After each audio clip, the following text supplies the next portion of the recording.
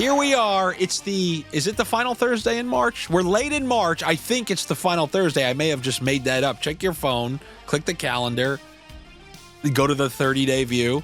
Is this the final Thursday in March? Let everyone know in the comments. It doesn't matter to me. I don't know what time it is. I don't know what day it is. I don't know what week it is. When you're in the bunker, all you're doing is looking for good sniffs, which I hopefully have for you today. This is a great time of year. Don't kid yourself. This is one of the best times of year. It's not October.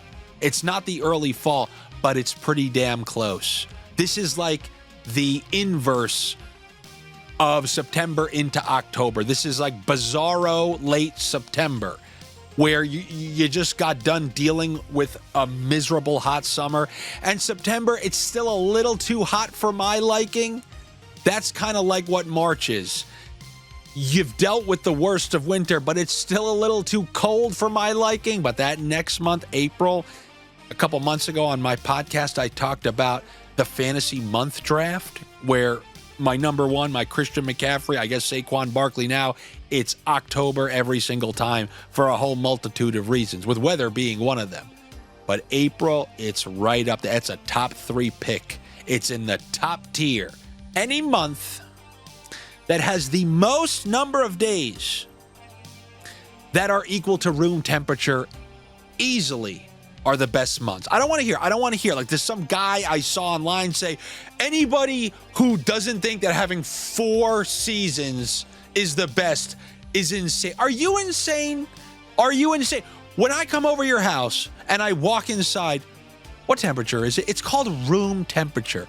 Room temperature. The exact degree that we all agreed is by far the most comfortable. 70 degrees. 70 degrees and no humidity, this, that, and the other. And that's why California is what it is. That's why it's called California Dreaming and not Jacksonville Dreaming, because there's no humidity. There's palm trees and sun in Jacksonville, but not like California. Why? Because it's 70, it's nice, it's breezy, and that's what a lot of April is. What does that have to do with hockey? Really nothing. Just a reminder that we are about to be in the playoff. Playoff starts in April, but we're not there yet.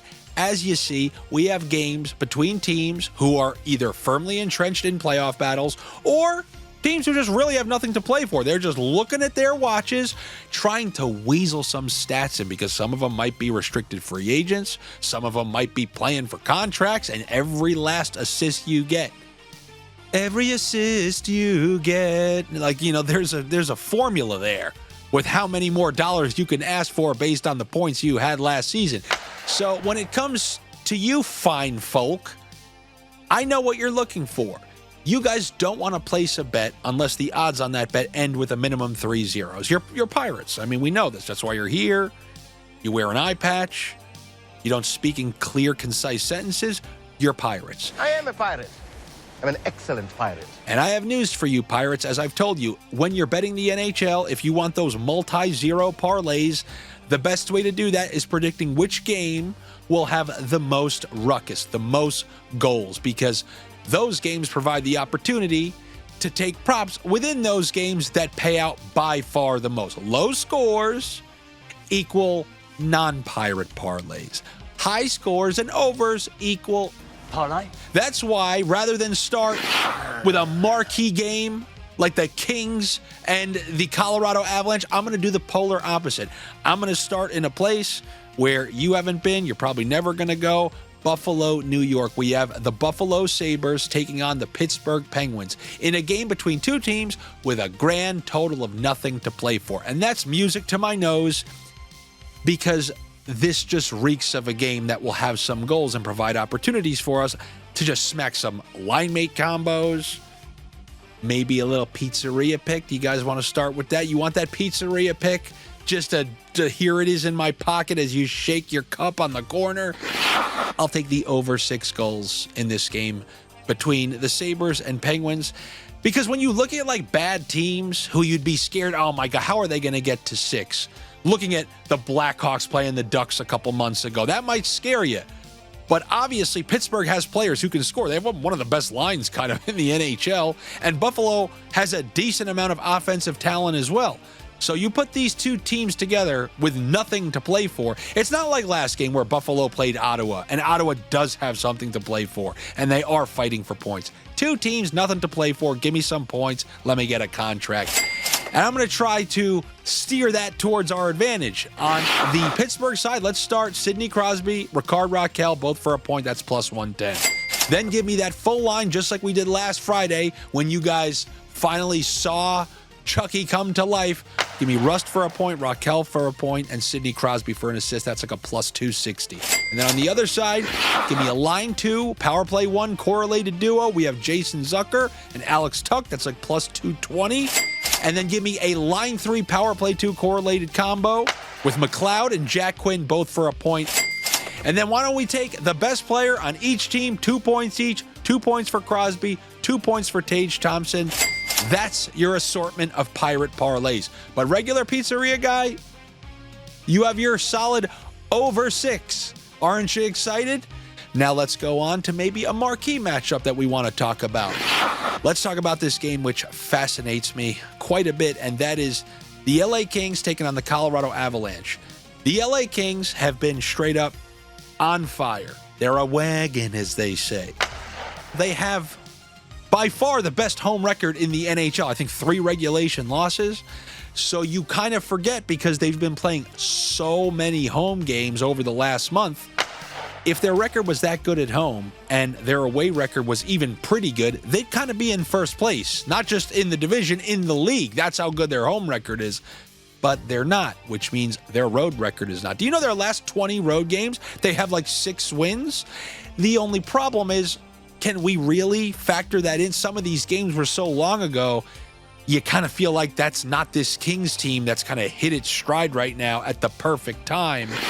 And really, this game, it kind of captivates me because we know Colorado has been nothing but fantastic on their home ice over the last couple of weeks. We also know they have a couple lines. This isn't like the Colorado team from like a month and a half ago where Drouin was hurt, Lehkonen was hurt, Nichushkin was hurt. Nobody was in the lineup. No, they have 2 full lines. They traded for Brock Nelson. They've been waxing some teams. And this one really kind of has me stumped in terms of where I want to go with it. For the pizzeria folk, you need me to pluck something in there for you? Don't know if they're necessarily going to win, but I have relative faith in the way they're playing. The over on the Kings team total, the over 2.5 goals for the LA Kings, that's something I actually feel pretty good about. You never know, though. In Colorado, that's not enough to win necessarily. So I'll go with the Kings over 2.5 goals. And then for the Pirates, for the point prop parlay Pirates, let's take 2 on each team. Just like I told you last night, I said I'm going to give you 3 Dallas combos. I bet you 2 of these 3 hit. We're going to be well into the profit. Just like 2 nights ago, I said I'm going to give you 3 Senators combo. 2 of the 3 hit. Miles into the profit. Let's take 2 combos from each team and hope that 2 hit, so we're guaranteed to be in the profit. On the Kings side, we got old Big Slick, Kempe, Kopitar, Kuzmenko, plus 475. You can't really ask for much better odds than that. That line, they continued to play well last game. Igor Shesterkin kind of kept Kempe off the board, but they cashed the 2 games prior. So that's definitely a possibility. And then the more Daniel Fogel, the line 3 power play 2 combo, which honestly has come through in like 4 of the last 6 games. They're pulling us a plus 800. And you know, when you're on the road, line 2, line 3, they're kind of more likely to get the better matchup in terms of defensively. They're going to do everything they can to shut down the big players of the LA Kings. When you talk about who's going to have Makar and Taves on them, it ain't going to be Daniel Fogel and more.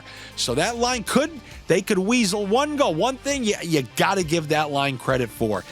All you guys know this on the sheets. There is not a better line. When they score, all 3 of them get a point. It's incredible. So many times you end up just missing one. No. If they're scoring, all 3 are attached. We saw that again in the last game, hoping we see it once again tonight. That's plus 800, or was it plus 9? Minimum plus 800. Then on the other side, we still have decent values for the Colorado Avalanche. Give me Nathan MacKinnon for a point, Val Nichushkin for a point, and then Jonathan Drouin for an assist. What did I tell you guys? Always envision this. If there's a 3-on-1 and there's just one defender in the middle trying to figure out what to do, who is the last guy to shoot. Who does not want to shoot that puck? It's Jonathan Drouin. You know this, especially when he's on a line with McKinnon. When he was on that weird second line with Lehkonen, it was a little different. But when he's playing with Nathan McKinnon, and also such a solid scorer and net front presence in Val Nichushkin, I like Drouin for an assist in that combo. And now we have these last two games, we have a weird, but not really weird, pretty good duo of players. Brock Nelson, Arturi Lehkonen, line 2, power play 2. They're pulling a solid profit as well. 4 combos, 2 on each team. And how do you like this? If the big slick line hits, that covers the entire game, plus 475. You could have loss, loss, loss. You're into the profits. And once again, I'm going to remind you, that's the whole premise of smacking the line combos. That's how the spreadsheet, which won another plus 4.5 last night, that's how it works. Losing record, but you end up winning money. Best way to bet the NHL by a country mile. Where does that saying originate from? What's a country mile? I don't know. Is that the same thing as a city mile? Beats a 10-cent bathhouse by a country mile. I don't know what it is other than the best way to bet on the NHL, doing those line combos. Then let's go down to Tampa, where they are facing the Utah Coyotes in kind of a rematch from a game from like 6 or 7 days ago. Utah actually won a high-scoring affair in Utah. I can't remember. I don't think Vasilevsky played that game because that actually makes a difference. Vasilevsky is just playing incredibly, almost shut out Pittsburgh in the last game. And you guys know how I feel about that mini home and home if it's over the course of a week. If that first team wins the home game, I usually like that second team to follow up with a home win, especially if that team is better than the team that beat them and is a very good team on their home ice. And that's exactly what the Tampa Bay Lightning are. They're coming off a full waxing of the Pittsburgh Penguins. Those 3 teams in that division are just in one of those grooves. It seems like nobody's going to lose. And I think they're going to repay that favor from last week. I think they're going to beat Utah at home. Unfortunately, we're not getting the best of prices on this, as we shouldn't, the way Tampa's playing. So I'm going to do one of my classic scam tricks. I'm going to take Brandon Hagel for a point and the Tampa Bay Lightning to win. And that will give you the Lightning to win at like a plus 102. And why do I use Brandon Hagel? Because I really like that line on this particular night. They're giving great prices. Obviously, everyone wants to take Point, Kucherov, Gensel. But this second line has also been very productive. They all came through in the last game. The full line came through. And specifically, when you're looking at good values, Anthony Cirelli coming off of a 2-goal game. I think he has points in 3 of 4. Him for a point plus 100. That's a great point prop value right there. Then let's take the whole line, which cashed in the last game. They recently added Nick Paul to the wing there, so we're going to have Cirelli, Hagel, Nick Paul, all for a point. What is that, plus 275? That's plus 425. That's a fantastic value for a team who just scored 6 or 7 goals at home, is feeling it offensively, and obviously has a lot of talent. Like that line, Hagel, Cirelli, Paul, these aren't just like random bums we're throwing out there. They're good, and including Paul allows us to really juice that up to a plus 425. So give me that line for a point against the Utah Coyotes. So I just mentioned Colorado, who's fantastic at home. Then you got the Kings, who are the best at home. You want to know a team who's not that bad at home? Those damn cockroach Seattle Kraken, who are taking on the Edmonton Oilers, who I know a couple weeks ago I said, or 2 weeks ago I said, they're probably going to make that final push for the division right now. And then right after I said that, ready, set, go, they lost their best 2 players, and now their whole way of operating is now changing. They're locked in to that 3 seed in the division. No reason to rush everyone back. They're prepping for the playoffs. The rest of the season for Edmonton, it's not going to mean anything. And to me, that's a team that's prime to get upset, albeit a small upset in terms of the odds, the night after they played at home against the Dallas Stars. The thing about Edmonton, you would think, like, oh, well, they lost McDavid, they lost Draisaitl. They're probably going to try to change philosophy a little bit, like when a team loses their best players, try to win 2-1, 3-2, right? No, not at all. They found themselves down 4-0 against the Dallas Stars. And then when they played these very cockroach Kraken like a week ago, the final score was like 6-4. The Cockroaches went in their building, scored 4 goals. So now in Seattle, a night after Edmonton already played, we know we're going to be getting Picard because Skinner took like a headshot or something like that. Seattle set up very well to win this game. Can they blow it? I guess so. But they're plus 102 at home. They usually play pretty well at home. And kind of going back to that home and home thing, I usually just like that home team when they get a second chance to face that team and they're in their own home building. They almost beat them in Edmonton.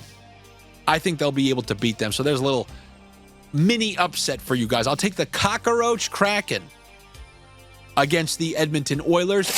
And then lastly, I don't know, maybe it's a good luck charm, just like we ended the video the other day. Let's go under 2.5 goals for the Minnesota Wild. They can't score. I don't blame them. They're missing some serious pieces. No Kaprizov, no Eriksson. They're trying to patchwork together the team the best that they can. The only way that they can win is by, holding another team to 1 or 2.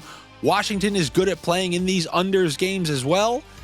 I mean, we could be looking at a 2-1 final or maybe 3-1 with the empty net. I guess we got to hope it's Washington. We don't want that empty net screwing us. But we're getting minus 110 for under 2.5 goals for a team that's having a lot of trouble scoring. They were shut out and then 1 goal the next game. Let's go under 2.5 goals for those Minnesota Wild. And that's what I have for you here on a Thursday. Good luck to you. Better luck to me. Make sure you are subscribed here to my YouTube channel. Click the notification so you know when the video comes out. Sometimes it's in the middle of the night. In the middle of the night, that's where I drop my sniffs. Sometimes it's not until the morning, 'cause I gotta sleep. But if you want those sniffs anyway, you can come to the Patreon, where I post the line combos. It was a plus 4 to 5 on Wednesday night. Hopefully I will see you on the Patreon. It's patreon.com/Andy Francess. If not, no worries. Do the free things, or you get bad sports betting karma. Like, comment, subscribe.